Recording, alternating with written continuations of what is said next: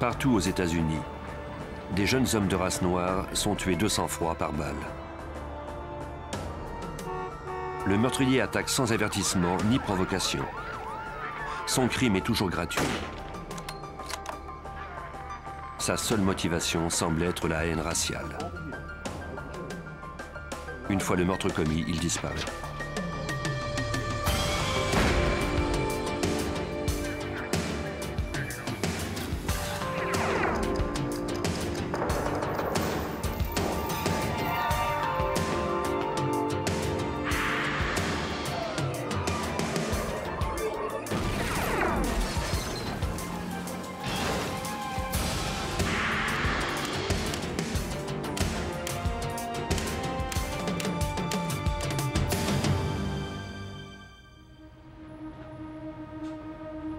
Salt Lake City, dans l'Utah. En 1980, au cours d'une soirée d'août, 4 jeunes se baladaient dans Liberty Park. Ils profitaient d'une des dernières journées de l'été. Ted Fields, 20 ans, et David Martin, 18 ans, revenaient d'une répétition de chant. Terry Elrod, qui fréquentait David depuis seulement quelques semaines, avait emmené une de ses amies, Karma Ingersoll, pour accompagner Ted. C'est leur premier rendez-vous amoureux.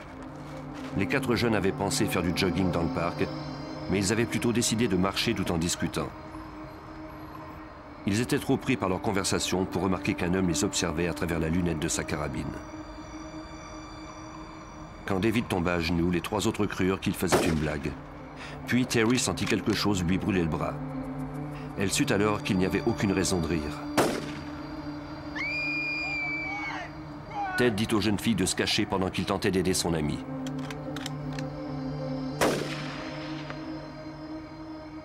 On lui tira alors une balle à son tour.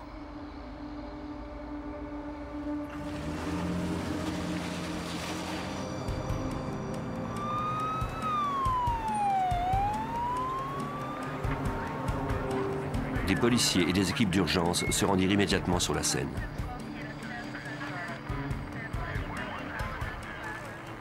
La vie de David Martin ne tenait qu'à un fil quand on le conduisit à l'hôpital. Il mourut quelques heures plus tard suite aux 3 blessures par balle qui lui avaient été infligées. Quant à Ted Fields, le fils d'un aumônier de la police, il était mort plus tôt. Des témoins avaient entendu des coups de feu provenir d'un immeuble abandonné situé de l'autre côté de la rue. Personne n'avait cependant vu le tireur.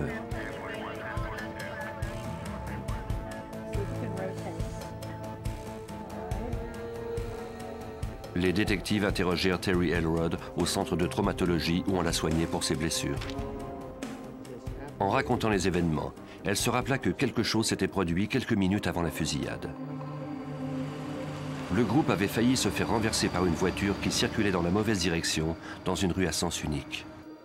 Elle ne connaissait toutefois pas la marque ni le modèle de la voiture et n'avait pas vu la plaque d'immatriculation ni le visage du conducteur. Le détective Don Bell de Salt Lake City ne pouvait s'expliquer pourquoi on s'en était pris à ce groupe de jeunes gens. Ces adolescents n'avaient jamais eu de problème avec la police. Il n'y avait aucun mobile apparent. Nous ne savions pas si c'était relié aux jeunes femmes ou aux jeunes hommes, ou encore si le tireur avait fait erreur sur la personne. Le lendemain matin, les policiers retournèrent sur la scène du crime pour effectuer des recherches plus poussées. Dans un champ de l'autre côté du parc, ils trouvèrent des traces de pneus. Des techniciens les photographièrent et en prirent les mesures.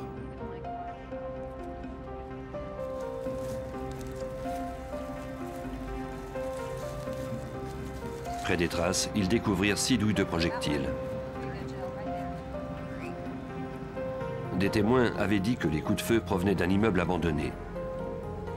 Les détectives croyaient qu'ils en avaient sans doute entendu l'écho. Apparemment, le tireur s'était caché dans un buisson, à l'affût du groupe, jusqu'à ce qu'il arrive à portée de tir.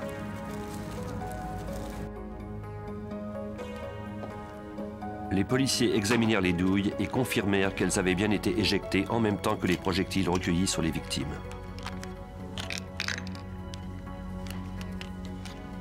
Ils envoyèrent ces indices au laboratoire balistique de Washington pour qu'on puisse identifier le type d'arme utilisée. Les résultats seraient connus après un certain temps. En attendant, les enquêteurs tentèrent de trouver de nouvelles pistes.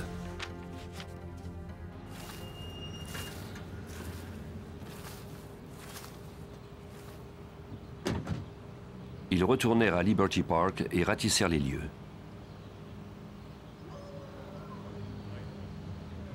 Un des résidents du quartier, Gary Spicer, leur dit qu'il avait vu quelque chose de suspect un peu avant le meurtre. Il était allé examiner de plus près une voiture garée près de chez lui. Il avait alors aperçu un homme en train de prendre quelque chose dans le coffre de sa voiture. Quand Spicer lui demanda ce qu'il faisait, l'inconnu ferma le coffre de sa voiture et il quitta les lieux. Spicer n'avait pas vu son visage, mais il avait cependant remarqué que c'était un homme mince, de race blanche. La voiture était une Camaro avec des enjoliveurs intégrés chromés. Cette information était intéressante, puisque la voiture était garée près de l'endroit où l'on avait trouvé des empreintes de pneus plus tôt.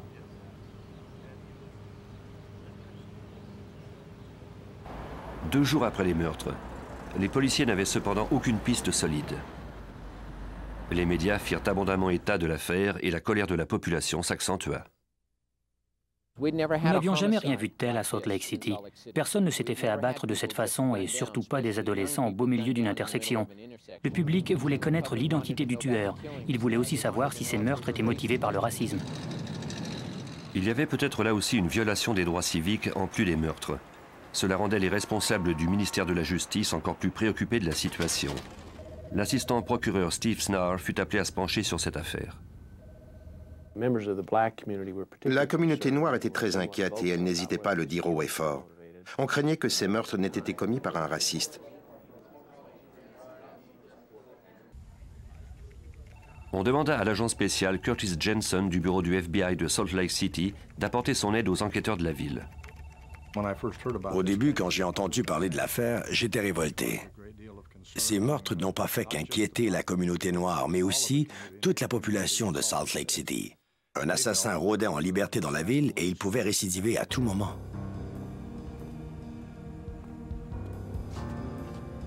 La pression de l'opinion publique allait s'accroissant. C'est alors que les analyses balistiques effectuées à Washington apportèrent une piste. L'arme utilisée était une carabine à 6 coups, soit une Marlin ou une Glenfield 30-30.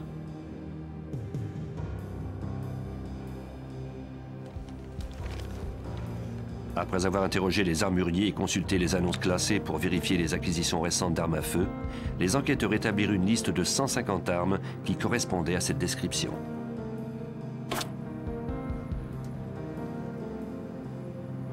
Ils les analysèrent une à une pour découvrir qu'aucune d'entre elles n'avait servi à tirer les projectiles trouvés sur la scène du crime. Il était possible que l'assaillant ait déjà quitté le secteur et peut-être même l'État. Le FBI envoya à toutes les agences locales et fédérales du pays un communiqué fournissant tous les détails du crime, notamment une description de l'arme utilisée et des douilles qui avaient été retrouvées. Comme on ne disposait d'aucun suspect, on offrit une récompense de 50 000 $. On reçut de nombreux appels téléphoniques. On vérifia toutes les informations, mais on n'obtint aucune piste valable.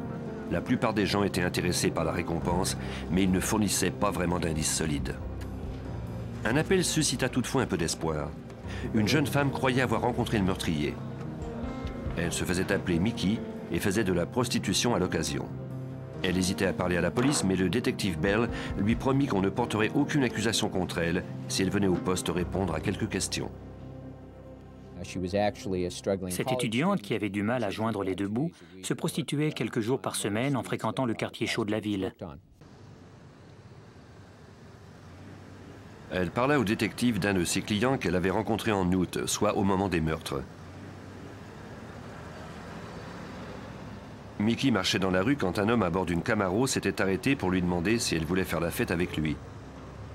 Elle ne prévoyait pas se prostituer ce jour-là et elle refusa d'abord de le suivre, mais il lui promit qu'elle ne le regretterait pas. Comme elle avait besoin d'argent et qu'il ne semblait pas dangereux, elle monta à bord de sa voiture. Il avait un accent du Sud. Il se présenta sous le nom de Bill Hagman. Il la conduisit au Regal Inn Motel.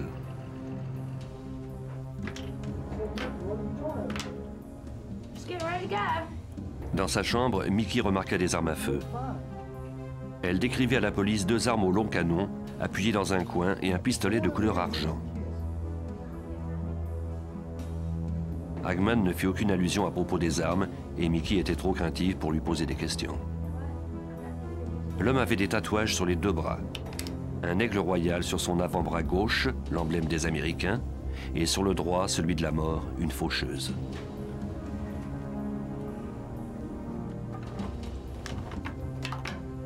Après quelques heures à l'hôtel, Hagman l'invita à manger avant de la conduire chez elle. En route vers le restaurant, il sortit son pistolet et lui dit une chose qu'elle n'oublierait jamais. Il lui a confié qu'il était engagé par le Ku Klux Klan. Il lui a demandé si elle voulait qu'il tue ses nègres. Elle lui a alors dit d'enlever cette arme de là. Elle était très inquiète. Il lui a ensuite confié qu'il l'avait déjà fait dans le passé, qu'il suffisait de marcher dans leur direction, de tirer, puis de poursuivre sa route. En voyant tomber les victimes, les témoins étaient généralement trop déroutés pour lui prêter attention. Mickey était terrifiée, mais elle parvint à le convaincre d'épargner le piéton.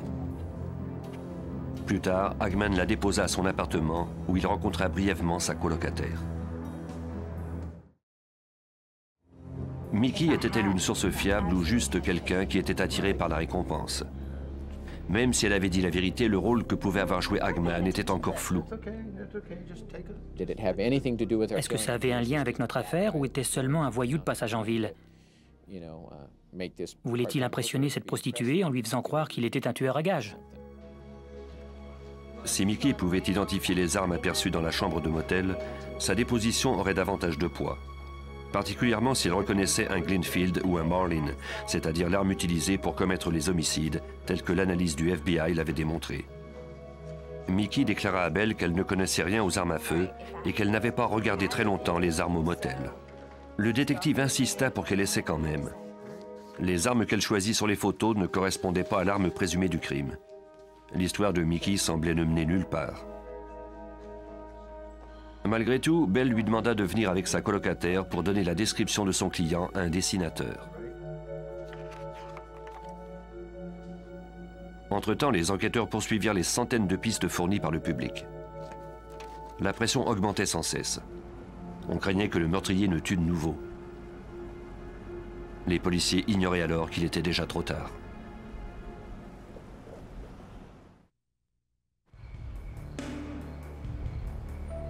Trois semaines après le meurtre de 2 jeunes hommes de race noire à Salt Lake City, on ne connaissait toujours pas l'identité du tueur. C'est alors que l'enquête prit une tournure inattendue.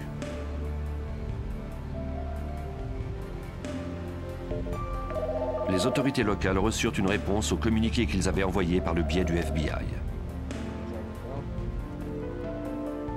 Des policiers de Cincinnati faisaient enquête à propos d'un double homicide identique qui avait eu lieu 2 mois plus tôt. En juin 1980, tard dans la soirée, Dante Brown, 13 ans, et Daryl Lane, 14 ans, s'en allaient acheter des friandises.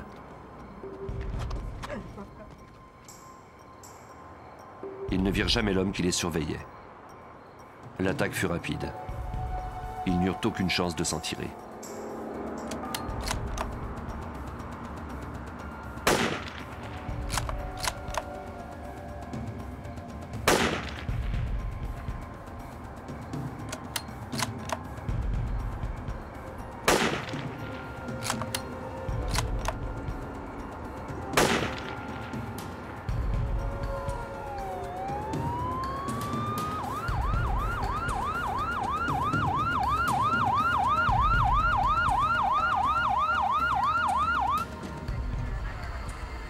Les policiers arrivèrent immédiatement sur les lieux.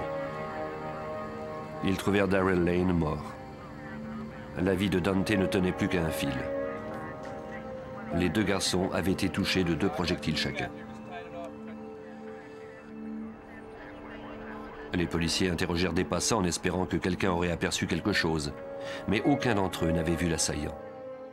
Selon le détective Mike O'Brien de la police de Cincinnati, c'est le médecin légiste qui leur a fourni le premier indice. Le médecin légiste est venu sur la scène du crime. Après l'autopsie de l'un des 2 corps, il pouvait déterminer d'où étaient partis les projectiles et leur trajectoire. Ce dernier leur indiquait un pont de chemin de fer qui se trouvait à une distance d'environ 20 mètres.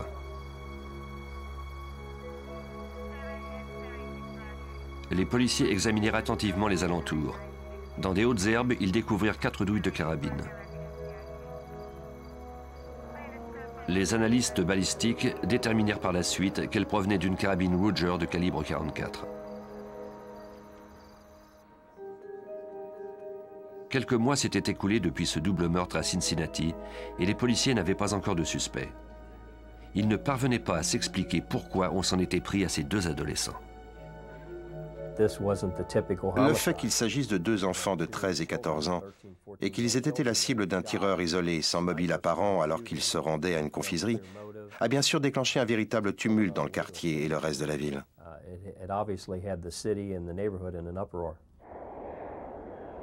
O'Brien invita les détectives de Salt Lake City à venir le rencontrer pour qu'ils puissent comparer leurs données. Pour le détective Don Bell, les liens entre les 2 affaires pouvaient se révéler d'une importance cruciale. On voyait apparaître un nouveau type de meurtrier, un type de criminel que l'on n'avait jamais rencontré avant 1980. Quand nous avons pris connaissance de ces informations, nous avons eu la quasi-certitude que nous cherchions le même tueur. C'était la première fois que nous travaillions sur un tel cas, c'est-à-dire un tueur en série qui se déplaçait. C'était nouveau pour tout le monde, pas seulement pour nous à Salt Lake City. Auparavant, nous n'avions jamais vu de cas de tueurs en série itinérants.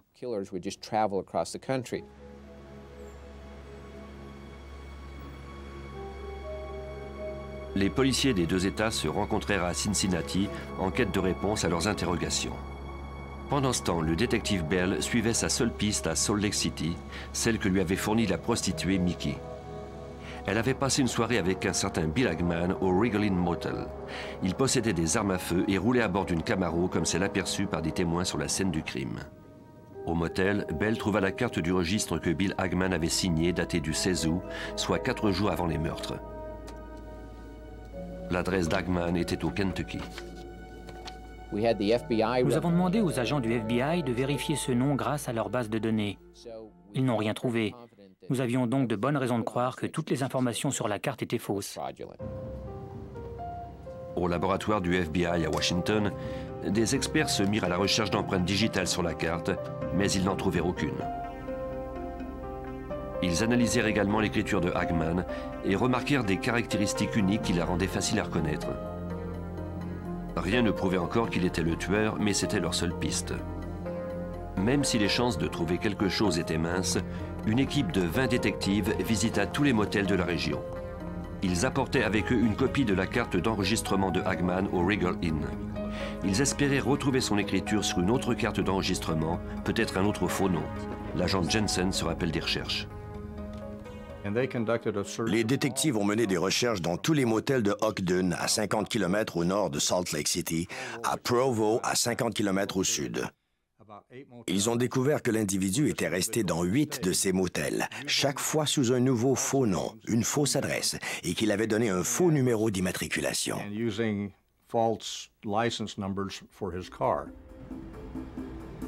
Le suspect avait notamment loué une chambre au Scenic Motel, le 20 août, soit le jour même des meurtres. Le motel était situé à seulement 9 pâtés de maison de Liberty Park. Hagman avait donné plusieurs faux noms, mais le laboratoire du FBI confirma qu'il s'agissait de la même écriture. Sur une des cartes d'enregistrement, on trouva une empreinte digitale. Malheureusement, cette empreinte ne faisait pas partie de la base de données de la police.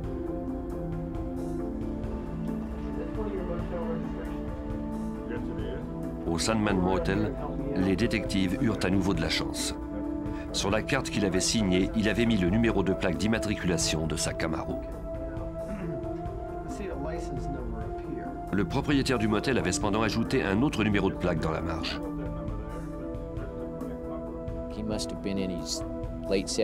C'était un monsieur d'un certain âge, de 70 ou 80 ans. Chaque nuit, vers 3 heures, il prenait avec lui toutes les cartes d'enregistrement et il vérifiait les numéros de plaque d'immatriculation. Il faisait ça parce qu'il craignait que ses clients ne lui volent un oreiller ou une taie.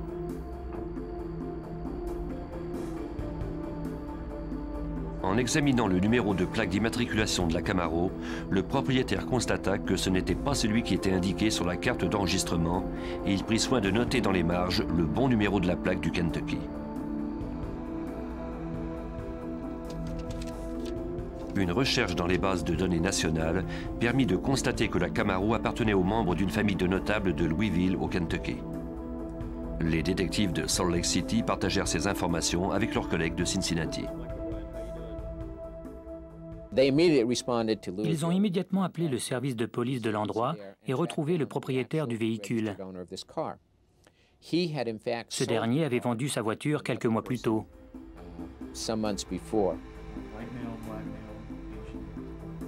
L'homme montra aux détectives le reçu de la vente. Les policiers notèrent le nom de l'acheteur, le kilométrage et la marque des pneus. Mais ils n'avaient pas fini de trouver des embûches sur leur route. L'acheteur avait donné un faux nom. Le vendeur donna sa description à un dessinateur afin qu'on puisse dresser son portrait. C'était un homme mince de race blanche et qui avait l'accent du Kentucky. À Salt Lake City, Mickey et sa colocataire donnèrent également une description de l'homme qui se faisait appeler Hagman. Au même moment, j'ai rencontré Mickey, la prostituée à temps partiel, et sa colocataire. Cette dernière était en fait une étudiante en art. Elle avait fait un premier croquis. Nous lui avons alors demandé si elle accepterait de travailler avec notre dessinateur et elle a dit oui. Ensemble, ils ont dressé le portrait robot de cet homme. Lorsque le portrait de Louisville arriva en Utah, les détectives le comparèrent à l'autre portrait robot.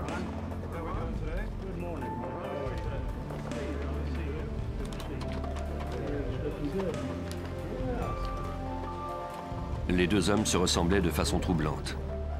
Les enquêteurs disposaient maintenant du visage du suspect.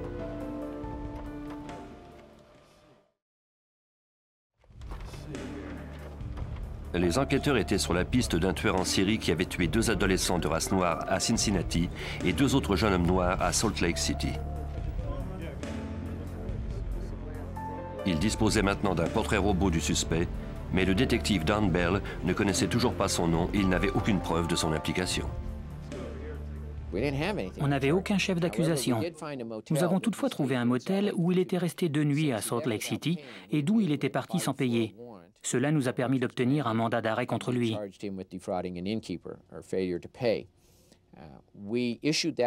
Sur ce mandat apparaissait chacun des noms dont il s'était servi dans les différents motels.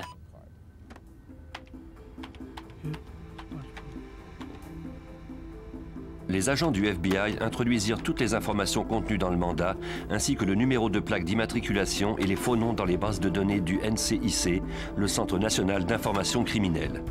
Cette base de données est reliée à 57 000 services de police situés partout aux États-Unis. Le 25 septembre 1980, soit près d'1 mois après les meurtres de Salt Lake City, la base de données du FBI allait enfin permettre d'obtenir des résultats positifs.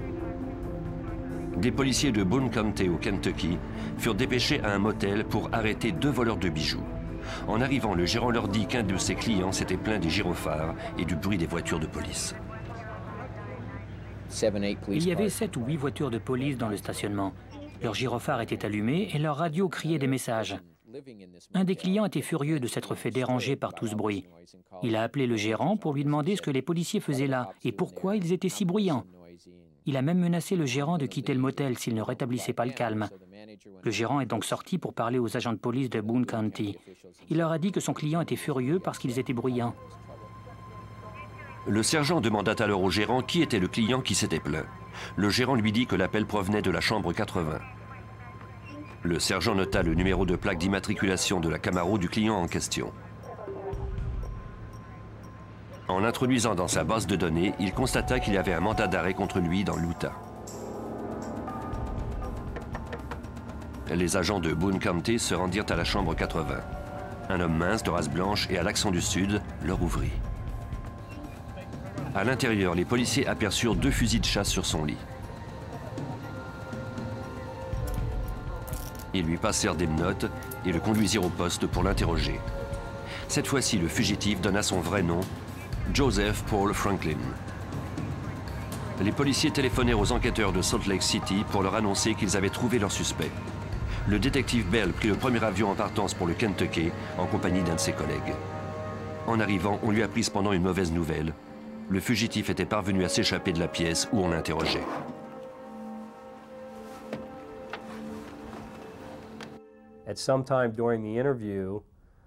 Au cours de l'interrogatoire, le détective a quitté brièvement la pièce pour aller chercher quelque chose à boire.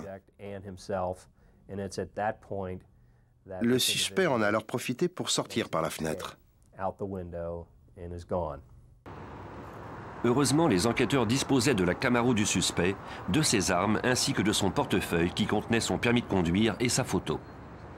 Le détective Bell se rappelle à quel point le visage sur la photo ressemblait à celui des deux portraits robots. J'ai ressenti une drôle d'émotion en voyant la photo. Le visage ressemblait énormément au portrait qu'on avait fait au Kentucky et à celui de Salt Lake City. C'était comme si on s'était servi de la photo de son permis pour faire le portrait robot. Le présumé tueur en série avait cependant encore une longueur d'avance sur la police. Le FBI fit émettre un mandat fédéral à son endroit pour l'évasion d'un suspect sujet à une inculpation. Il fallait espérer que les ressources du FBI suffiraient pour faire arrêter le meurtrier avant qu'il ne frappe à nouveau. La photo ainsi que la description de l'individu furent publiées dans les médias de tout le pays. L'agent Jensen menait cette chasse à l'homme pour le FBI. On a presque immédiatement mis son nom sur la liste des 10 hommes les plus recherchés à cause de sa notoriété et de la gravité de ses crimes. De fait, il n'était pas présumé coupable de seulement 4 meurtres, mais de l'assassinat de plusieurs personnes de race noire partout aux États-Unis. Il s'agissait de cas qui n'avaient pas encore été résolus. Pour faire figurer le nom de Franklin sur la liste des 10 hommes les plus recherchés, on compara son dossier à des centaines d'autres. Les agents spéciaux au quartier général du FBI décident des suspects qui apparaissent sur cette liste en se basant sur le danger immédiat qu'ils représentent pour la société. Les criminels qui font partie de cette liste ne s'arrêteront sûrement pas de tuer tant qu'ils n'auront pas été arrêtés.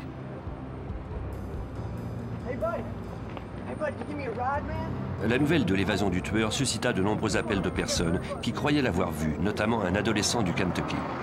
Un homme lui avait offert 100 $ pour lui faire traverser une rivière et le conduire à un centre commercial à Cincinnati.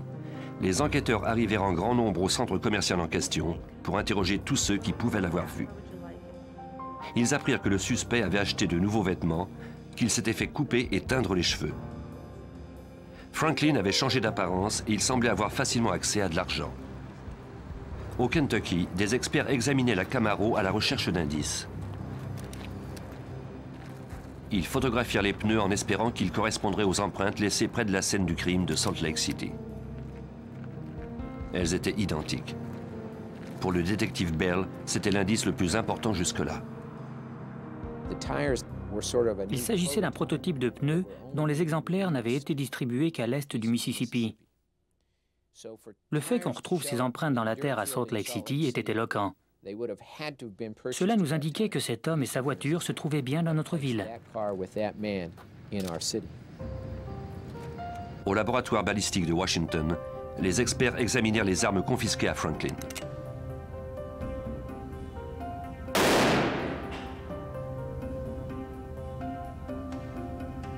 Peut-être pourrait-il déterminer que l'une d'elles avait servi au crime. Il avait 2 fusils de chasse et 2 pistolets. Au FBI, on a comparé ses armes aux projectiles recueillis à même les victimes. Il n'avait pas été tiré avec ses armes. Les experts du FBI fouillèrent également dans la base de données afin de connaître les antécédents de leurs suspects. Ils découvrirent alors que Joseph Paul Franklin avait légalement changé de nom.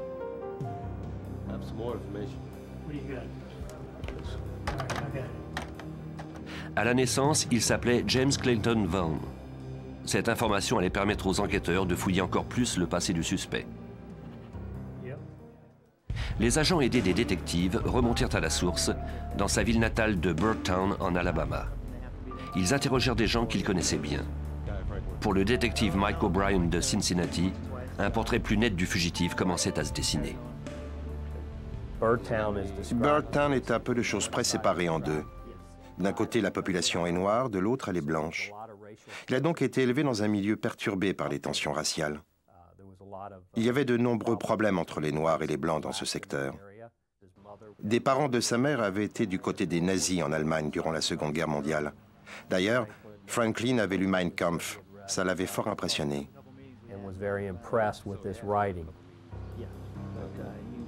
Joseph Paul Franklin avait même choisi son nom en l'honneur de l'un de ses héros, Paul Joseph Goebbels, le responsable de la propagande d'Hitler. Le FBI retraça ses déplacements au cours de l'année précédente et découvrit qu'il coïncidait avec de nombreux vols de banque non résolus. Ils apprirent également que 2 ans plus tôt, il avait envoyé une lettre au président Jimmy Carter dans laquelle il menaçait de le tuer. Il n'approuvait pas son libéralisme relativement aux droits civiques. Le président faisait campagne dans les États du Sud. C'est là que Franklin avait été vu la dernière fois. Les élections devaient avoir lieu quelques semaines plus tard. Si Franklin comptait mettre son plan à exécution, il le ferait sans doute bientôt. Le détective Bell se rappelle comment les agents du FBI et des services secrets sont rapidement passés à l'action. Pour eux, Joseph Paul Franklin ou James Clayton Vaughan était véritablement une menace pour le président Carter, particulièrement à cause du fait qu'il lui avait envoyé une lettre de menace de mort. Ils ont donc distribué sa photo dans toutes les villes qui faisaient partie de l'itinéraire prévu du président. Le FBI devait arrêter Franklin avant que ce dernier ne trouve le président des États-Unis sur sa route. En communiquant avec certains de ses amis, nous avons appris que, pour subsister au cours de sa cavale, il vendait son sang. Nous avons donc envoyé un communiqué à toutes les cliniques du sud-est des États-Unis. Ce communiqué contenait tous les détails relatifs à ce meurtrier. On le soupçonnait maintenant d'avoir fait des victimes dans 7 États différents.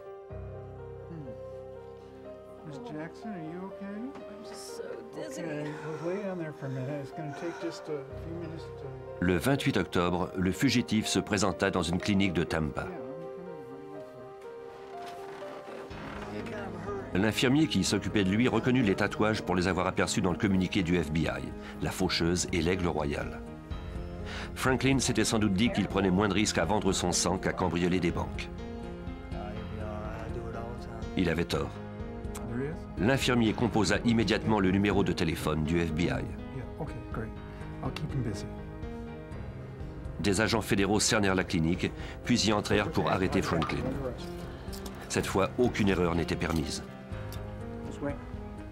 Le tueur se rendit en silence, sans opposer de résistance.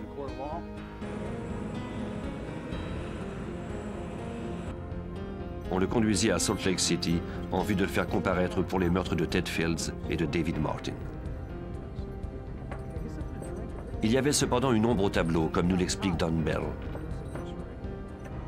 Le procureur du comté ne croyait pas que notre dossier était assez étoffé. Pour lui, nos preuves étaient indirectes et il n'était pas prêt à aller en cours avec des preuves aussi minces. Le FBI a alors décidé d'entrer en action. Les agents du FBI croyaient au contraire qu'on disposait des preuves nécessaires pour le faire inculper de violations de droits civiques. Une telle accusation présentait tout de même quelques difficultés. Les procureurs devaient non seulement prouver sa culpabilité dans les meurtres commis dans l'Utah, mais aussi démontrer que le mobile du crime était le racisme.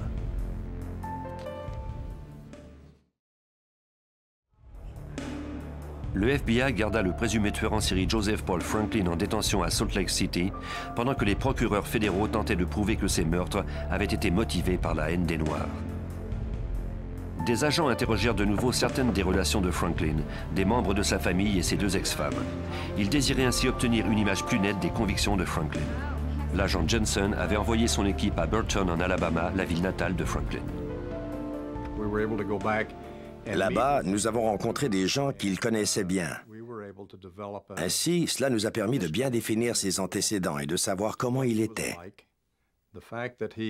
Nous avons notamment appris qu'il avait des liens avec le Ku Klux Klan et aussi avec le Parti nazi américain.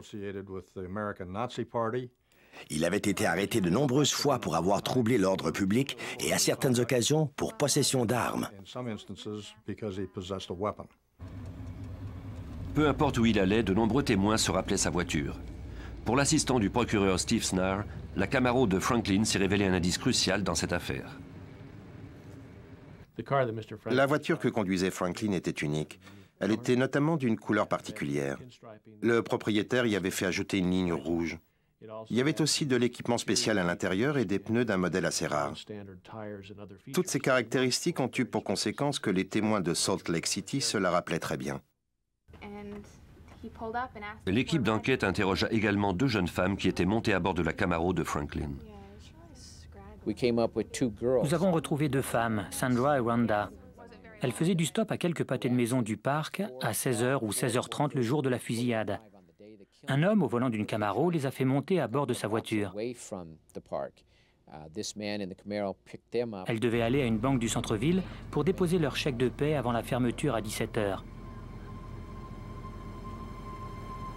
En montant dans la voiture de Franklin, ce dernier leur demanda si des Noirs fréquentaient le parc. L'une d'entre elles lui répondit que oui. Avant de les déposer, il leur remit des cartes sur lesquelles était imprimée la phrase « Déshabillez-vous ». Bell envoya ces cartes au laboratoire du FBI. Des analystes purent prouver qu'elles étaient identiques à des cartes trouvées dans le coffre à gants de la Camaro de Franklin. Le moment où ces 2 femmes avaient rencontré Franklin rendait leur témoignage encore plus intéressant. Elles l'ont revu le même soir aux environs de 20h30 à seulement un pâté de maison du parc. Ainsi, petit à petit, on est parvenu à suivre le meurtrier à la trace juste avant le moment où les victimes ont été tuées.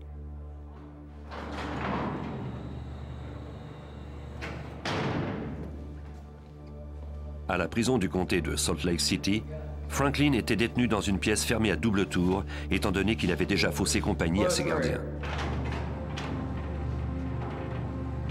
Il se lia d'amitié avec un autre prisonnier, Robert Herrera, détenu pour vol. Peu de temps auparavant, Herrera avait subi des sanctions disciplinaires pour s'être attaqué à un détenu de race noire. Cette bagarre n'avait pas été motivée par le racisme, mais Franklin croyait à tort que Herrera partageait sa haine des Noirs.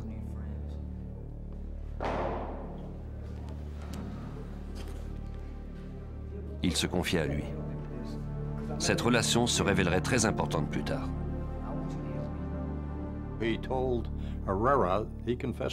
Il a avoué à Herrera qu'il avait tué les 2 jeunes hommes de Salt Lake City et il lui a aussi confié avoir commis un homicide à Oklahoma. Herrera demanda à rencontrer des agents du FBI et des enquêteurs de la police. Il avait une proposition à leur faire. Il désirait témoigner contre Franklin en échange d'une peine réduite. Franklin lui avait expliqué pourquoi il avait tiré sur les 2 couples de Liberty Park. Pour lui, les gens de races différentes ne devaient pas se fréquenter.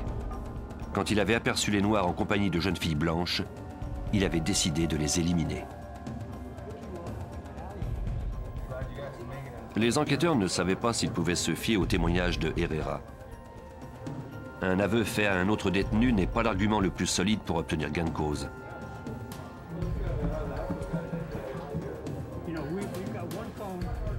Les enquêteurs demandèrent davantage d'informations à Herrera. Ce dernier leur dit alors où Franklin était allé suite au meurtre de Salt Lake City. Il connaissait les allées et venues de Franklin après la fusillade. Il a quitté Salt Lake City pour Ogden, au nord de la ville. Puis, il a emprunté l'autoroute qui traverse le Nevada et se rend à San Francisco. Là-bas, il a vendu le fusil utilisé pour ce double homicide dans un marché aux puces dans le secteur de la baie de San Francisco. Le détective Bell envoya une équipe au marché aux puces. Les enquêteurs y interrogèrent des armuriers ainsi que des témoins.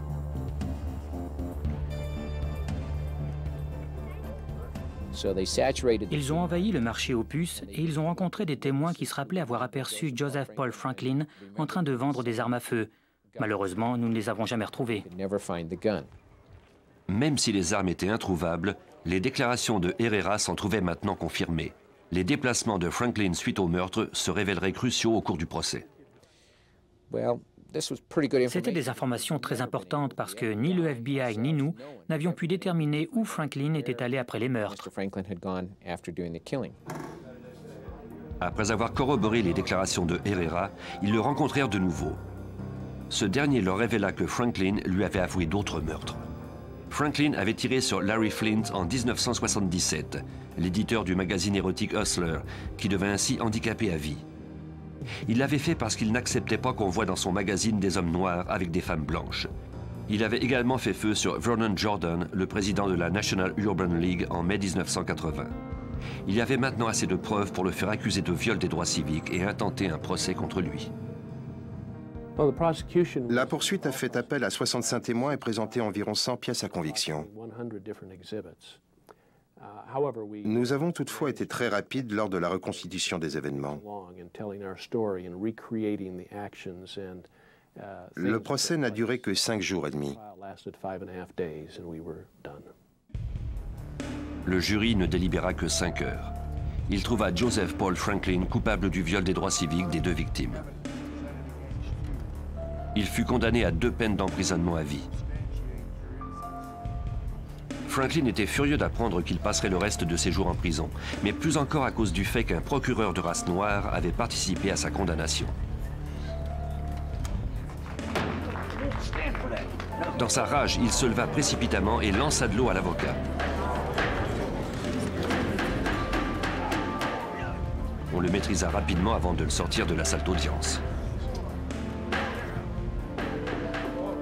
Après le procès fédéral, le procureur de Salt Lake City croyait avoir des chances de remporter un procès pour meurtre contre Franklin. Il fut conduit à la cour où il avait été détenu pendant quelques mois. Au cours d'une pause, on le laissa quelques minutes sans surveillance dans une salle.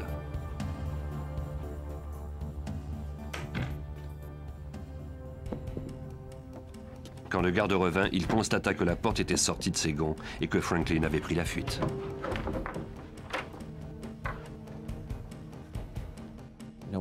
Il s'était déjà échappé d'une cellule.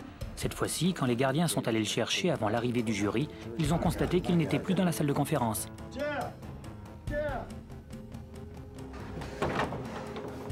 Libre, Joseph Paul Franklin aurait tout le loisir de poursuivre sa campagne meurtrière. Il ne pouvait sortir de l'immeuble que par l'ascenseur qui ne fonctionnait qu'avec la clé d'un gardien. L'un d'eux constata que le panneau de contrôle avait été ouvert.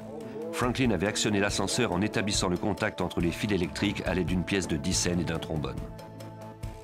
Il est parvenu à retirer la plaque de métal de la boîte de contrôle de l'ascenseur réservée aux prisonniers, à mettre les fils électriques à nu et à le faire monter à son étage. Puis, il a disparu. Les policiers firent fermer les rues avoisinantes pendant que les gardiens de la cour fouillaient l'immeuble à la recherche du fugitif. Nous avons immédiatement averti les gens que cet homme s'était échappé. Nous avons alerté tous les policiers disponibles. Ils ont ratissé le centre-ville. Pendant ce temps, un des gardiens de la cour s'est demandé si le fugitif avait remarqué qu'un des panneaux du plafond de l'ascenseur était mal fixé. Il est monté sur le dessus, où il a remarqué des traces de pas dans la poussière. Il s'est dit que le suspect était peut-être encore dans l'immeuble après tout. Il s'est mis à sa recherche en rampant dans les conduits de ventilation de l'immeuble. Il trouva enfin Franklin. Ce dernier courait comme un rat dans un des conduits. Il était hors de portée du gardien. Il arriva alors au bout du conduit où un autre gardien l'attendait.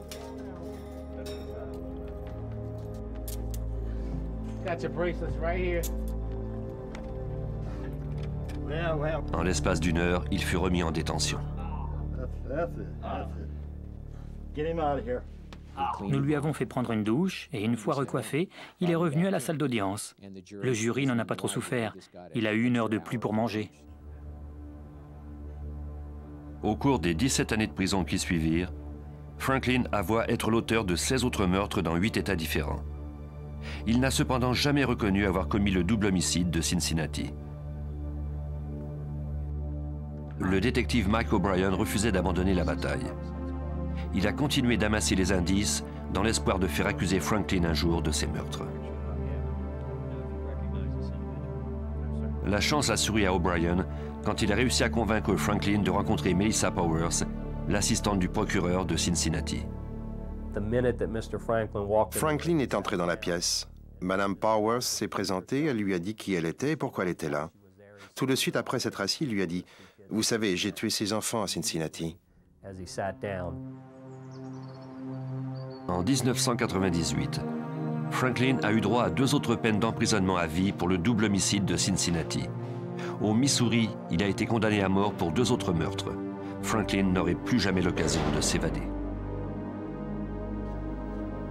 La violence de Franklin continue de hanter le détective Bell.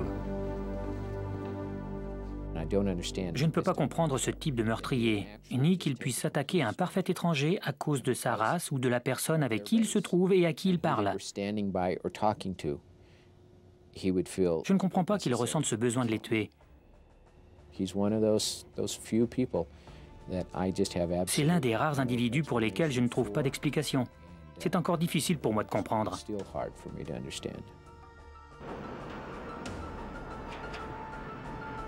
Les familles des victimes ont retrouvé une certaine paix de l'âme car Franklin est maintenant derrière les barreaux. Il ne pourra plus jamais faire de nouvelles victimes.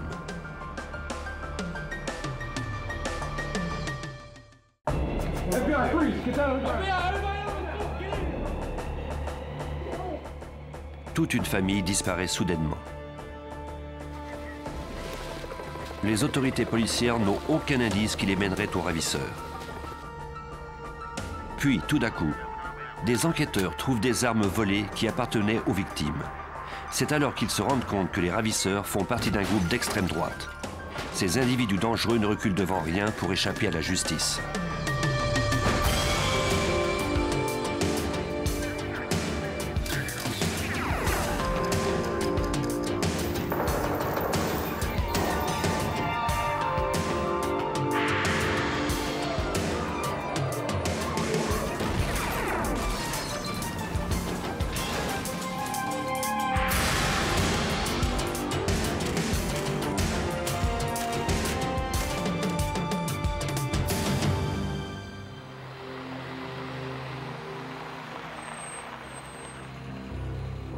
Janvier 1996.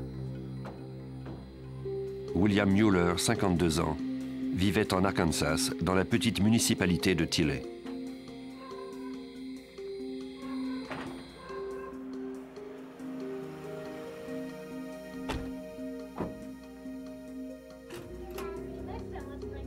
Mueller avait une passion pour les armes à feu. Il était électricien. Sa femme Nancy enseignait à leur fille de 8 ans, Sarah.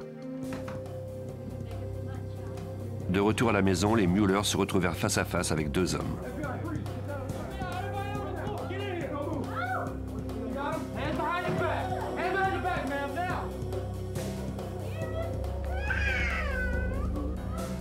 Ces hommes qui prétendaient travailler pour le FBI étaient en fait des imposteurs. Ils voulaient mettre la main sur les armes et les munitions de Mueller ainsi que sur son argent.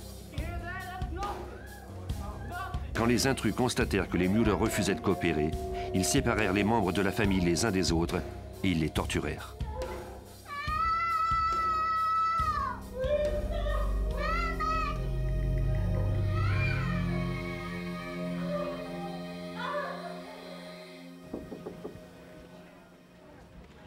Earlene Branch, la mère de Nancy, devint de plus en plus inquiète car elle n'avait pas eu de nouvelles de sa fille depuis 2 semaines.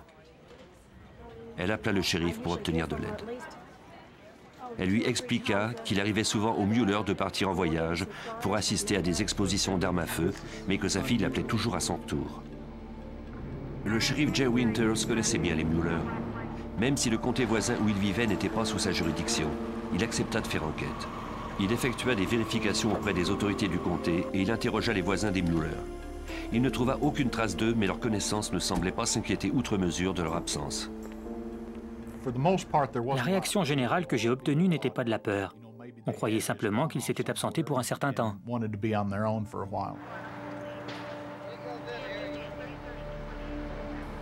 Le 11 février, soit 1 mois après leur disparition, un fermier trouva la Jeep de William Mueller abandonnée à quelques kilomètres de chez lui, dissimulée par des buissons.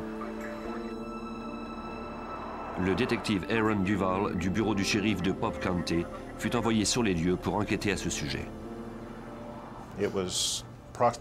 C'était à environ 30 km au nord de Russellville, sur le bord de l'autoroute 7, derrière un buisson.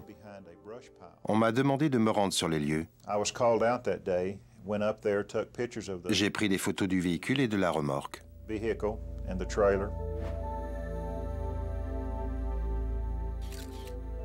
À l'intérieur, Duval trouva le sac à main de Nancy Mueller. Il contenait son porte-monnaie ainsi que des papiers d'identité. La remorque que William Mueller utilisait pour transporter ses armes et ses munitions aux expositions était vide. Quelques mois s'écoulèrent sans nouvelles des Mueller.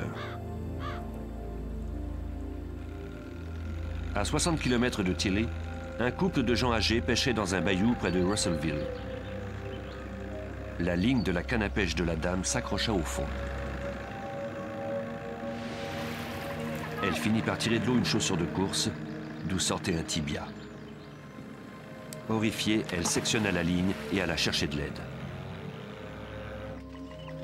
Quelques heures plus tard, le shérif Winters mobilisa des équipes de recherche pour fouiller le bayou.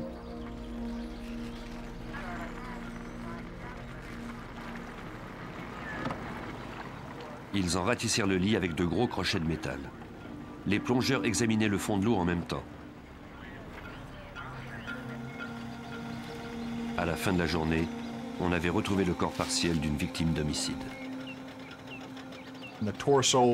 Une pierre était attachée au torse avec de nombreux morceaux de ruban adhésif.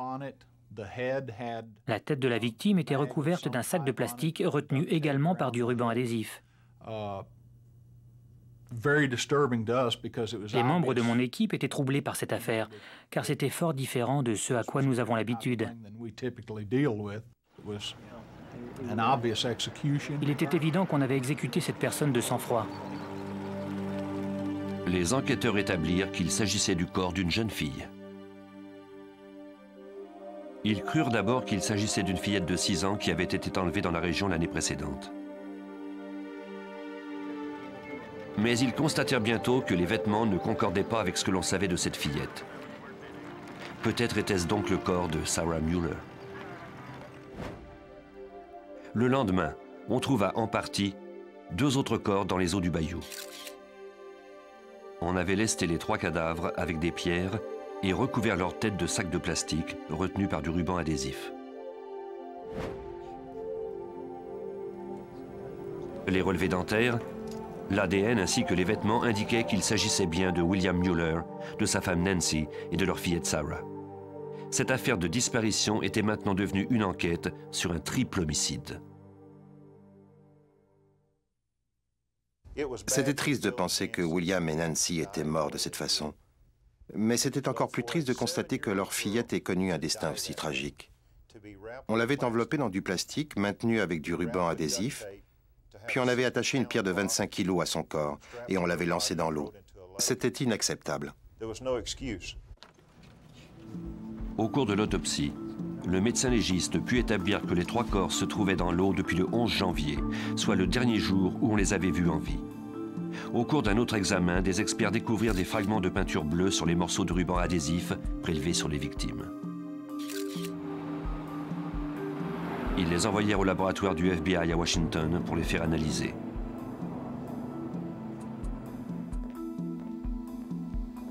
Un chimiste judiciaire détermina que c'était de la peinture automobile.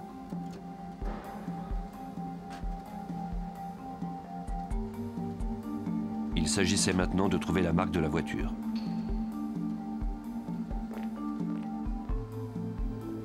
Grâce à une lumière infrarouge, le chimiste put déterminer la composition de la peinture. Il introduisit ces résultats dans une base de données informatisée qui contient les informations relatives à toutes les marques et les modèles d'automobiles depuis 1934. Grâce aux résultats de cette première analyse, les enquêteurs de l'Arkansas disposaient maintenant d'une piste. Le véhicule utilisé pour transporter le corps des victimes était vraisemblablement bleu. Nous avons découvert que c'était un bleu métallique. Le FBI est parvenu à déterminer qu'il s'agissait d'une voiture fabriquée par la General Motors. Les enquêteurs pensaient qu'il y avait eu 2 meurtriers. L'un d'eux devait conduire la voiture bleue qui contenait les corps, pendant que l'autre le suivait avec la Jeep de Mueller. Quand on avait largué leur corps dans l'eau, ils étaient sans doute déjà morts par suffocation à cause du sac de plastique sur leur tête.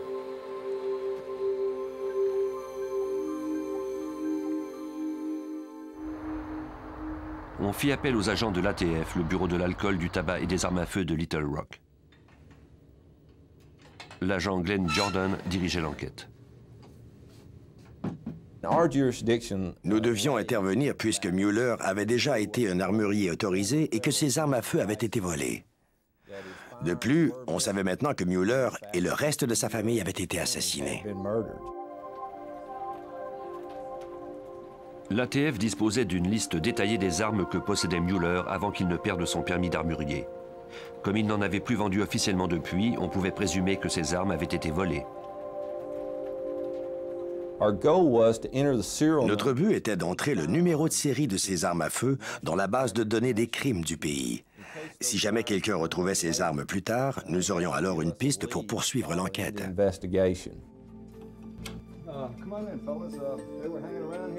Les enquêteurs se rendirent chez Mueller et examinèrent ses biens. Depuis la mort de la famille, des parents s'étaient partagés leurs biens de valeur. On avait entreposé ce qui restait dans un garage. Les enquêteurs y trouvèrent l'étui d'un Colt de calibre 45 sur lequel se trouvait le numéro de série de l'arme. Toutefois, l'arme n'y était pas. Ils trouvèrent également une photo des Mueller en compagnie d'amis. Les agents de l'ATF introduisirent le numéro de série du Colt 45 dans leur ordinateur. Cela donna des résultats positifs. L'arme avait été en possession d'un certain Travis Brake. On l'avait arrêté 5 mois plus tôt à Seattle, dans l'État de Washington, pour possession illégale d'armes à feu. Brake fut arrêté de nouveau par les policiers de Seattle, cette fois pour possession d'une arme volée qui était de plus reliée à un autre crime. Jordan et Duval prirent l'avion pour Seattle afin de le rencontrer. Lorsque les policiers du service de police de Seattle l'ont interrogé, il leur a dit qu'il avait fait l'acquisition de cette arme lors d'une exposition dans la ville même. Il a ensuite donné une description des 2 individus qui lui ont vendu l'arme. Il se souvenait de l'un d'eux plus précisément. Les enquêteurs lui montrèrent une photo ayant appartenu au Mueller. Brake reconnut l'un des hommes qui lui avait vendu l'arme.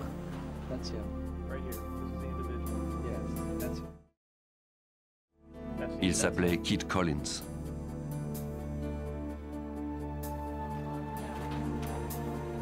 En interrogeant les amis de William et Nancy, les agents apprirent que Collins était un de leurs amis intimes. Ils avaient participé à de nombreuses expositions ensemble.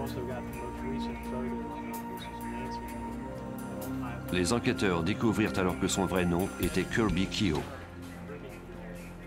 Ce dernier avait contrevenu à la loi à de nombreuses reprises relativement au commerce d'armes à feu.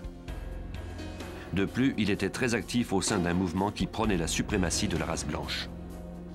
Les membres de plus en plus nombreux de cette faction anti-gouvernement étaient lourdement armés et considérés comme dangereux. Kirby Keogh devint le suspect numéro 1 dans le triple homicide des Mueller.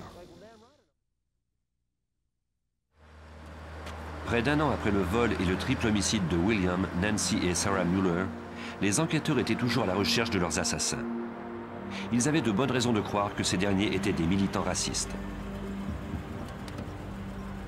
À Sioux Falls, au Dakota, 11 mois après le crime, un agent remarqua une camionnette Chevy Suburban bleue garée dans un espace réservé aux handicapés.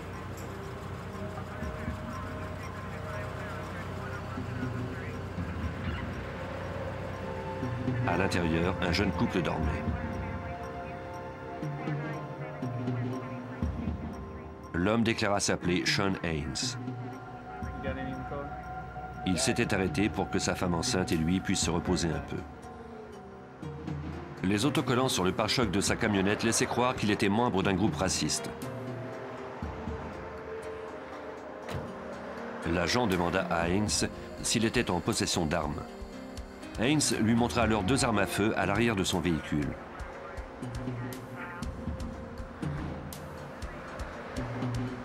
En vérifiant les numéros de série, l'agent découvrit qu'il s'agissait d'armes volées. Le fusil AR-15 provenait de la maison des Mueller dans l'Arkansas. Haynes fut arrêté. Quand les enquêteurs apprirent qu'on avait retrouvé une arme de Mueller au Dakota, ils se rendirent sur place pour interroger Haynes.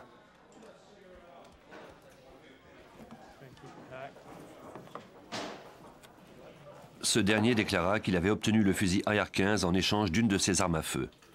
La transaction avait eu lieu dans un motel de l'État de Washington 6 mois plus tôt.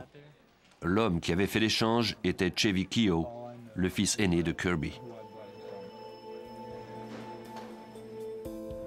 Pour l'étape suivante, les enquêteurs devaient interroger Chevy Keogh, mais encore fallait-il le trouver. Quelques semaines plus tard, le policier Harold Harker de la patrouille des autoroutes de l'Ohio était posté pour arrêter les automobilistes qui faisaient des excès de vitesse sur le territoire de la petite ville de Wilmington, près de Cincinnati. Il remarqua alors une Chevy Suburban bleue qui roulait sous la limite permise.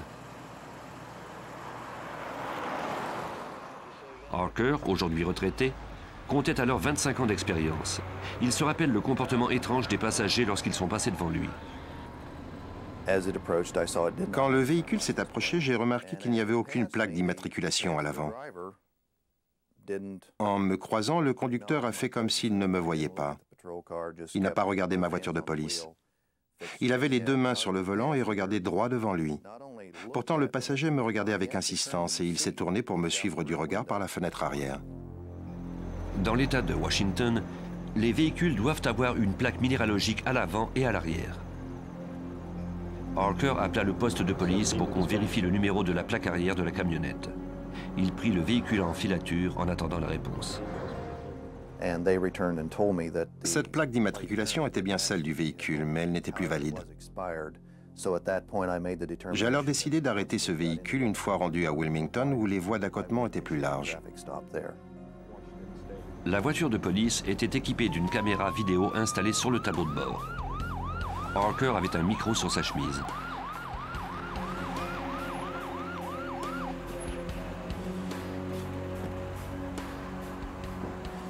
Il demanda au chauffeur et à son passager de lui montrer leurs pièces d'identité.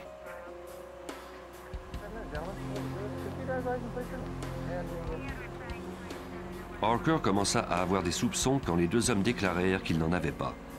Le conducteur parlait avec précipitation, tandis que le passager regardait droit devant lui sans rien dire. À ce moment-là, j'ai craint pour ma sécurité. Je voulais qu'ils sortent de leur véhicule pour les isoler l'un de l'autre. Je voulais asseoir le conducteur dans mon auto pour mieux maîtriser la situation.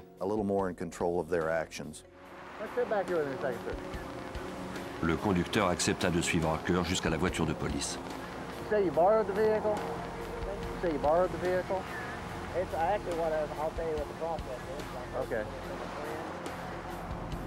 Mais quand le policier commença à le fouiller, il fit un bond vers l'arrière et se mit sur la défensive.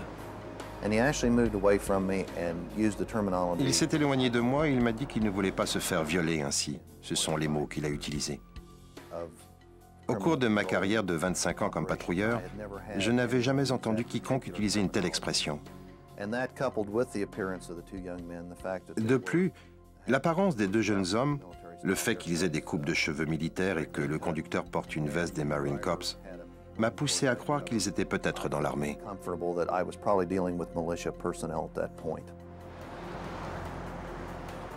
De l'autre côté de l'autoroute, un collègue de Harker, l'agent Robert Gates, l'aperçut en train de parler au conducteur. Il le rejoignit pour l'aider. C'était chose courante puisque les agents travaillent souvent seuls dans les régions rurales.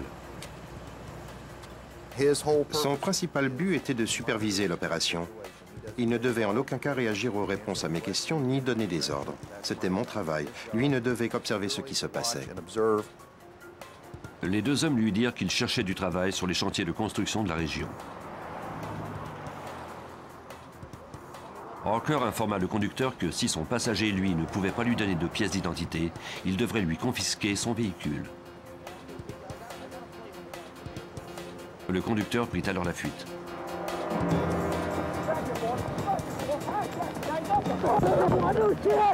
Pendant que les deux policiers essayaient de le rattraper, le passager sortit du véhicule et il commença à faire feu sur eux.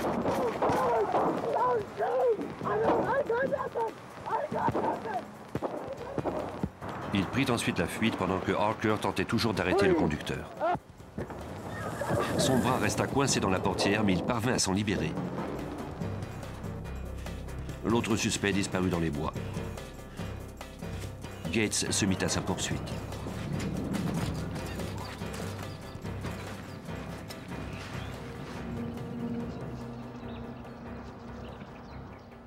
Comme il risquait d'être pris en embuscade dans cette forêt dense, il décida d'abandonner. Harker était de retour à sa voiture. Un de ses pneus était crevé.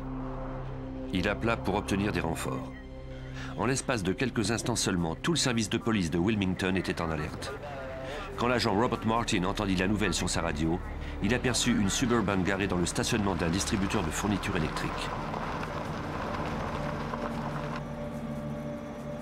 Il transmit au répartiteur l'adresse où il se trouvait et descendit de sa voiture pour enquêter.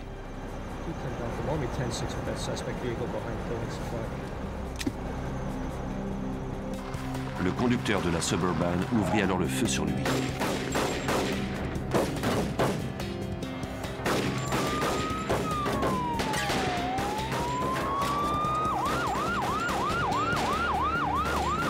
Un autre policier arriva sur les lieux pour porter secours à Martin.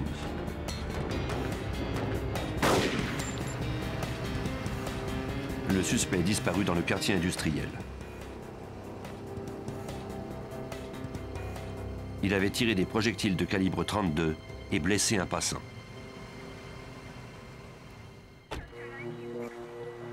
Sur la scène de la première fusillade, les enquêteurs tentaient de reconstituer les événements et cherchaient des indices sur l'identité des deux hommes. À l'aide de détecteurs de métal, ils se mirent à la recherche de douilles. Le secteur fut méticuleusement photographié et les indices recueillis un à un. Dans la petite ville de Wilmington, on n'avait jamais rien vu de tel auparavant. Les policiers organisèrent une chasse à l'homme pour retrouver les deux fugitifs armés. Les recherches se poursuivirent jusque dans la nuit. Les comtés voisins envoyèrent des renforts. Les suspects étaient considérés dangereux, car ils n'avaient pas hésité à recourir à la violence armée pour s'échapper. On devait les retrouver avant qu'ils ne fassent une victime.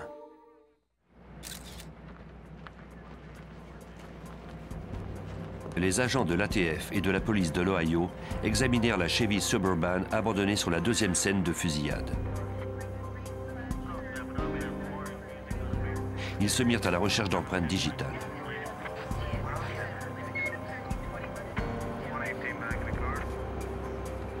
À l'intérieur, les policiers trouvèrent des fusils d'assaut, des munitions par milliers, de l'équipement militaire et des trousses de premiers soins. Grâce aux reçus fournis par les manufacturiers, les enquêteurs purent retracer l'origine des munitions. La plupart d'entre elles, ainsi que les armes à feu, appartenaient à William Mueller, un ancien armurier assassiné dans l'Arkansas.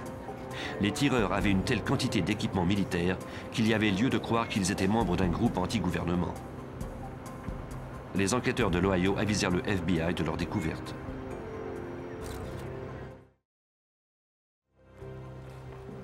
L'agent Bill Hargraves du bureau de Cincinnati prit la direction de cette enquête. Ce cas est rapidement devenu une affaire de terrorisme intérieur, principalement à cause de ce qu'on avait découvert dans la Suburban. Les suspects transportaient de nombreuses armes à feu, des munitions, des uniformes, de l'équipement et de fausses pièces d'identité de policiers. Les agents de la police d'État d'Ohio retracèrent le propriétaire de la Suburban. Il s'appelait Jacob Settle. Il vivait à Spokane, dans l'État de Washington. Settle déclara que le jour des fusillades, il était en compagnie d'amis dans l'État de Washington, soit à plus de 3000 km de l'Ohio. Il avait vendu son véhicule à un certain Chevy Keogh. Cela devait prendre plusieurs jours aux autorités policières pour corroborer les déclarations de Settle. Les agents comparèrent ensuite la photo du permis de conduire de Settle aux images des fugitifs captées sur vidéo.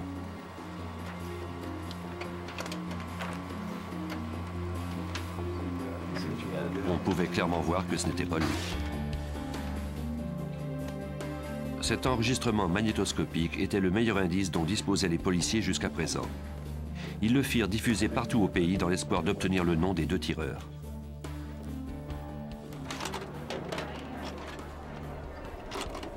La diffusion de ces images au bulletin de nouvelles porta fruit.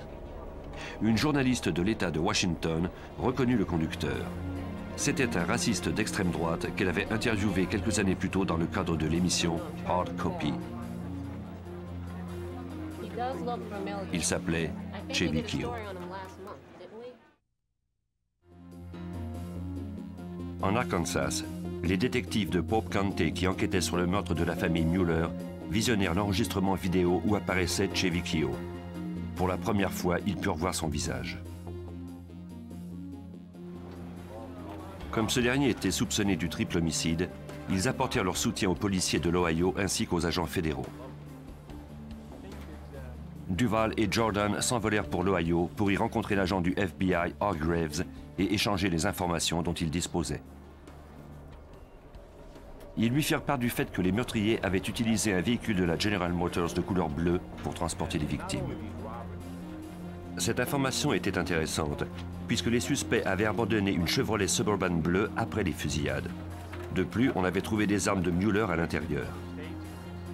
Si les échantillons de peinture de la Suburban étaient identiques aux fragments trouvés sur les victimes, cela signifiait que Chevy Keough était impliqué dans les meurtres de l'Arkansas.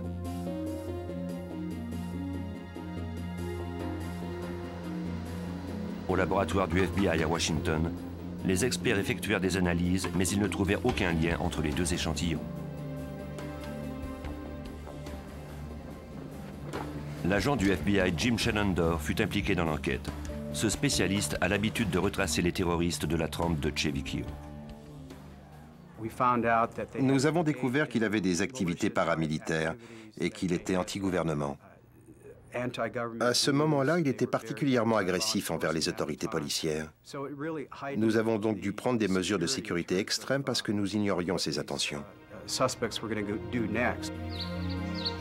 Un agent de la police d'État de Washington qui espérait recueillir davantage d'informations à propos de Chevy Keough rencontra son père Kirby chez lui à Colesville.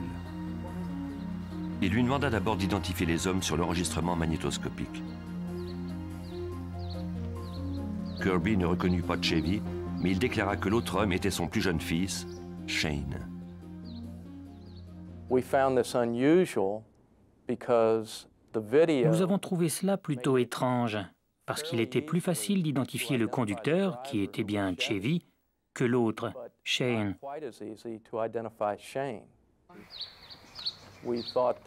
Nous nous sommes dit qu'il protégeait peut-être son aîné parce qu'il le préférait.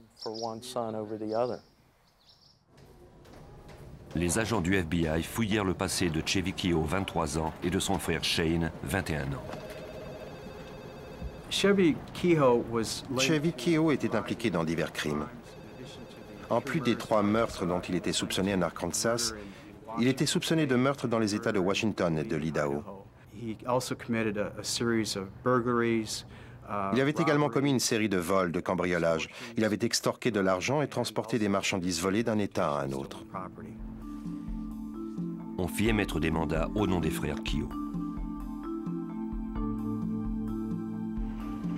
Le 18 février 1997, les enquêteurs retrouvèrent leurs traces à Frankfort en Ohio, soit à 70 km de Wilmington où avait eu lieu la fusillade.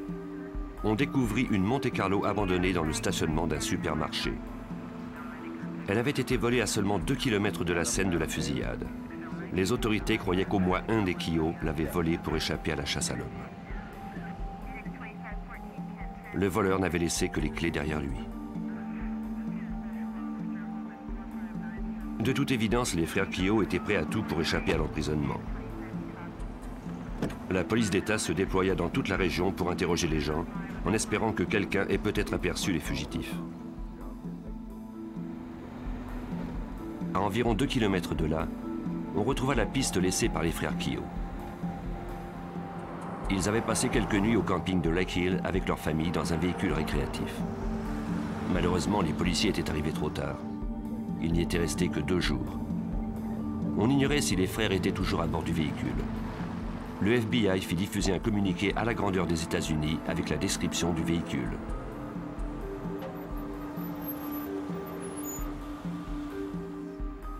Quelques semaines s'écoulèrent. Des témoins signalèrent avoir aperçu le véhicule en question. Ils avaient également aperçu des femmes et des enfants.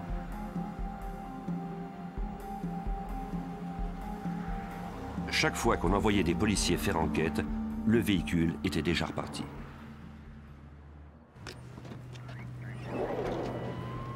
Puis, à 240 km d'Indianapolis, on trouva un autre véhicule volé. À l'intérieur, les policiers découvrirent des vêtements ainsi qu'un reçu d'essence signé par Chevy Keough. Il n'y avait cependant aucune trace de son frère Shane. Cette camionnette avait été volée à une vingtaine de kilomètres de l'endroit où Chevy avait abandonné sa Suburban après avoir fait feu sur un agent de l'Ohio. Les Keough avaient encore une longueur d'avance sur la police. Les nombreuses voitures volées indiquaient qu'ils n'abandonneraient pas tant que les autorités ne les auraient pas arrêtés. Dès le début, nous avons acquis la certitude que s'il devait y avoir une confrontation avec la police, il y aurait certainement une autre fusillade et que des innocents risquaient d'être blessés.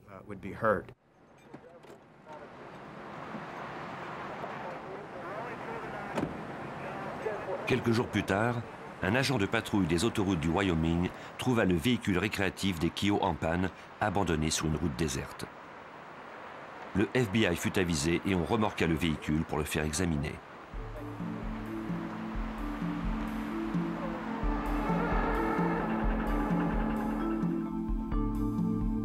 Le service de police de l'État du Wyoming obtint un mandat. On fouilla le véhicule et l'on nota tout ce qu'il contenait. Comme la Suburban, ce véhicule contenait de nombreuses munitions, des armes à feu, de fausses vestes du FBI et des insignes de policiers. Une découverte mit un frein soudain à leurs recherches.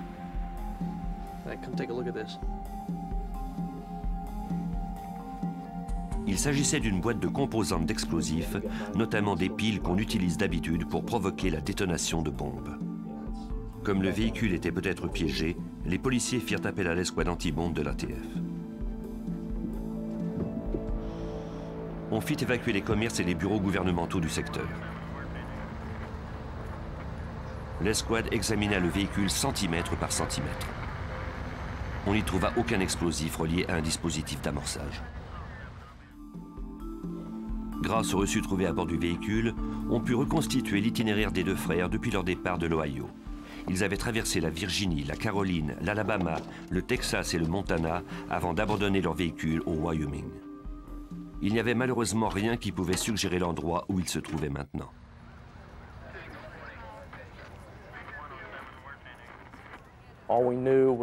Tout ce que nous savions, c'était qu'Indianapolis était le dernier endroit connu où Chevy était allé.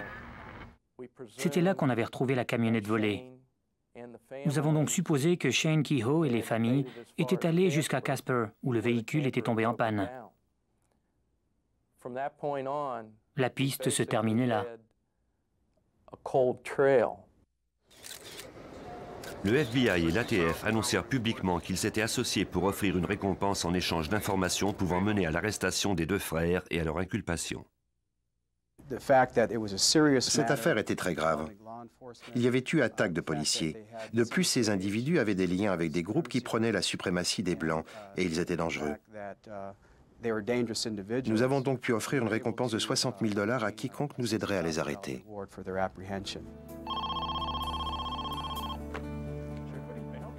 Le 16 juin, les enquêteurs obtinrent les résultats escomptés. Un shérif de Stevens County dans l'État de Washington avait reçu un appel d'un ami de Shane Keough. Ce dernier voulait se rendre à la police. Le suspect de 21 ans finit par se rendre et décrivit en détail les activités de son frère et lui depuis les derniers mois. Après la fusillade de Wilmington, Shane avait volé une voiture et il était allé au terrain de camping. Là, il avait fait venir sa famille et celle de son frère. Puis il s'était rendu au Wyoming où Chevy les attendait. Peu après, le véhicule récréatif était tombé en panne. Shane déclara aux enquêteurs que son frère et lui avaient finalement trouvé refuge avec leur famille sur un ranch isolé du sud de l'Utah. Un fermier et sa femme leur avaient offert de les loger et de les nourrir en échange de travail sur le ranch. Bientôt, la situation se détériora. Chevy était incapable de contrôler son tempérament explosif.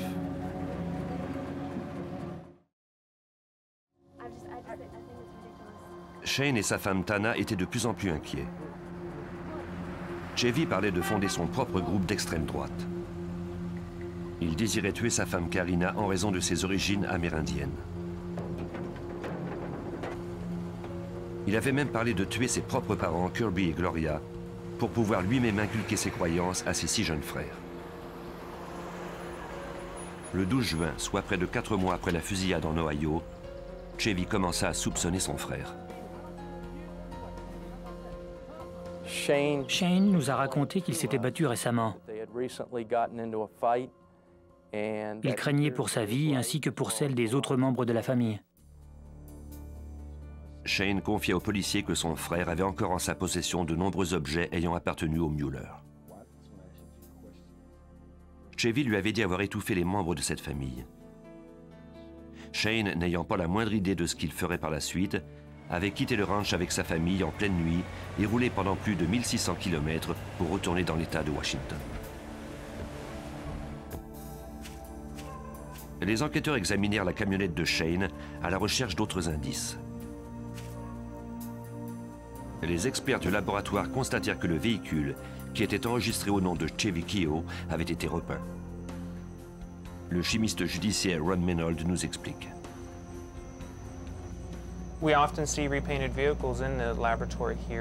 Il nous arrive souvent d'examiner des voitures repeintes. Nous pouvons toujours retrouver la couleur initiale. Les couches de peinture ressemblent un peu à un paquet de cartes qui sont plus ou moins collées ensemble. On peut retirer n'importe laquelle de ces cartes et l'analyser individuellement. Ainsi, par exemple, l'as de carreau pourrait être une couche d'après. Sa composition chimique et sa couleur seraient différentes de celle du roi de pique, la couche de surface. Les résultats furent concluants. La composition de la peinture bleue prélevée sur la voiture de Keogh correspondait à celle des fragments trouvés sur les Mueller. Les indices accumulés contre Chevy Keogh étaient incriminants.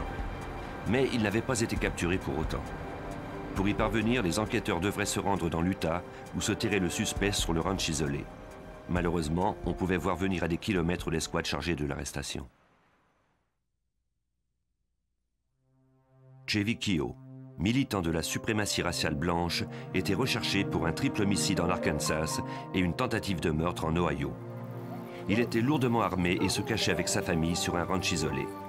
Arrêter le criminel dans un secteur qui offrait peu de couverture était aussi dangereux pour les agents que pour la famille de Chevy. Les agents du FBI et de l'ATF devaient mettre au point un plan pour réduire les risques au maximum. L'agent Will Long était en charge de ce plan. Son visage restera dans l'ombre compte tenu de sa présente mission. Les enfants et la femme de Chevy étaient là, avec lui, et nous voulions éviter à tout prix qu'ils se retrouvent au milieu d'une fusillade ou que Chevy les prenne en otage.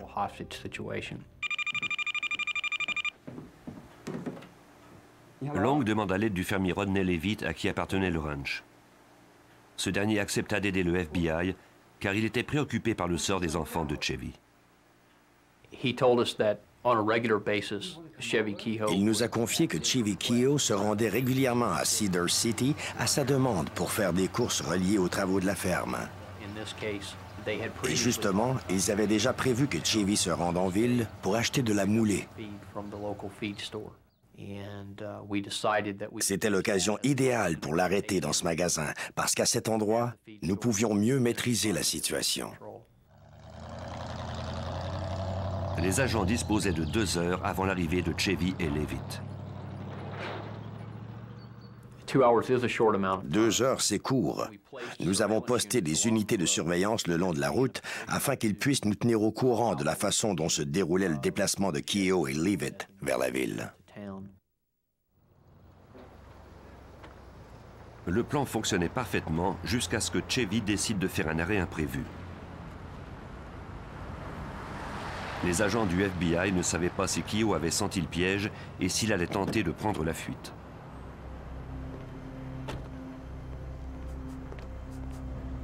L'agent sur les lieux demanda ce qu'il devait faire. Il attendait les instructions soit pour procéder à l'arrestation de Kehoe, soit pour mettre Leavitt en sécurité. Pendant un moment, personne ne savait ce qui allait arriver.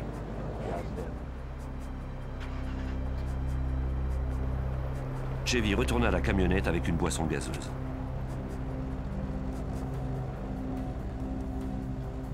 Chevy ne semblait pas se douter de ce qui se tramait et il reprit la route. En ville, plus de 25 agents attendaient l'arrivée des deux hommes. Des tireurs étaient installés sur les toits et le magasin était cerné.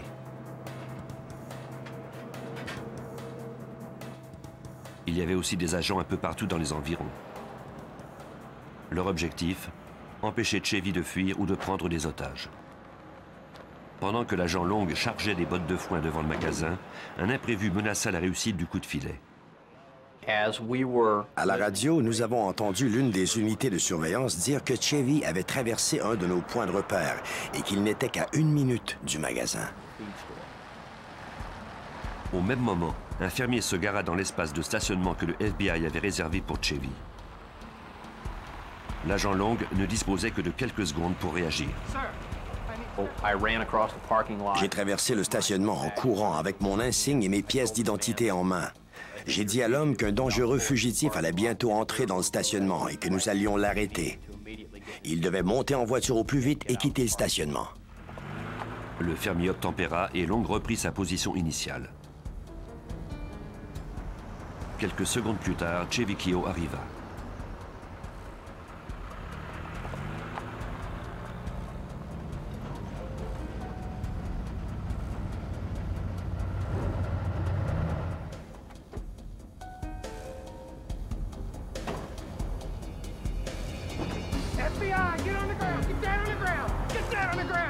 Long et son équipe se ruèrent sur le présumé meurtrier, ne lui laissant pas le temps de saisir une arme. Après 5 mois d'une chasse à l'homme qui s'était déroulée à l'échelle du pays, le FBI captura enfin Chevy Kehoe.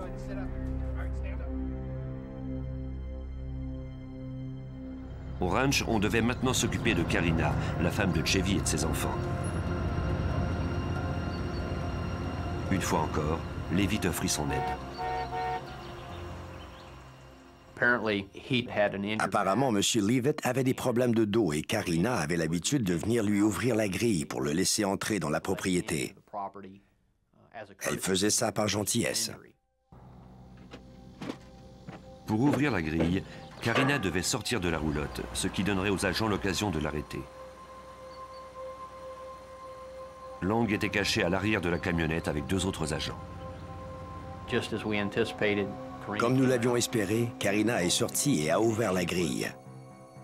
Pendant que toute son attention était centrée sur l'ouverture de la grille, nous sommes sortis de l'arrière de la camionnette et nous l'avons immédiatement fouillée. Nous avons trouvé un pistolet de 9 mm chargé dans la poche arrière de son jean.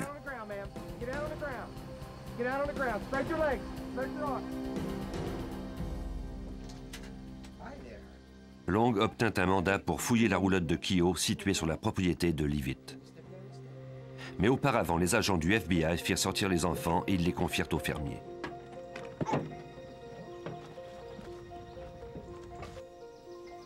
À l'intérieur, Long découvrit une armurerie bien fournie. Chevy Kehoe s'attendait à un éventuel siège et il avait placé des armes chargées dans chacune des fenêtres. Les 2 frères étaient enfin en détention. On les conduisit dans l'Est où ils devaient répondre à 16 chefs d'accusation. Chevy devrait d'abord comparaître en Arkansas pour des accusations de compétence fédérale. Une fois les 2 hommes en détention, le procureur Paula Casey disposait de quelques mois pour monter le dossier. Les agents fédéraux ainsi que Aaron Duval et Jay Winters sont venus ici et ils m'ont montré des indices de tous les crimes commis dont ils disposaient. Après les avoir examinés un à un, nous avons compris qu'il s'agissait d'une affaire de racket. Mais pour ainsi concentrer toutes les activités illégales de Chevy autour d'une affaire de racket, Paula Casey devait démontrer qu'il avait commis tous ces crimes en vue de développer son mouvement raciste. C'est par cette perspective d'un racket organisé que nous pouvions fournir au jury une image complète des événements. On pouvait ainsi faire la lumière sur les liens entre ces crimes, de sorte que la décision puisse être prise en toute connaissance de cause. On trouva finalement Chevy Keough coupable de 57 crimes fédéraux, notamment du brutal meurtre de Bill Mueller, de sa femme Nancy et de Sarah, leur fillette de 8 ans. Chevy Keough a comparu en cour. Suite à ce procès de 3 mois, il a été trouvé coupable de racket. Il a eu droit à une peine d'emprisonnement à vie sans possibilité de libération conditionnelle, puisque le système pénitentiaire fédéral n'en prévoit pas. Quant au frère de Chevy, Shane Keough, malgré ses allégations d'autodéfense, on l'a trouvé coupable des chefs d'accusation contre lui, notamment de tentative de meurtre lors de la fusillade à Wilmington. Il est présentement en détention pour une peine de 24 ans et demi. La raison pour laquelle tous les services impliqués ont été si coopératifs, c'est que le crime était horrible. Il était difficile de comprendre la raison de ces meurtres gratuits. C'était un de ces cas où tout le monde voulait aider et était conscient que nous ne pouvions pas tout faire seuls. N'importe quel service de police aux prises avec ce cas n'aurait pas pu le résoudre seul. Nous devions donc tous coopérer. Au bout du compte, nous avions affaire à de vrais brutes. Notre but commun était de mettre ces criminels derrière les barreaux.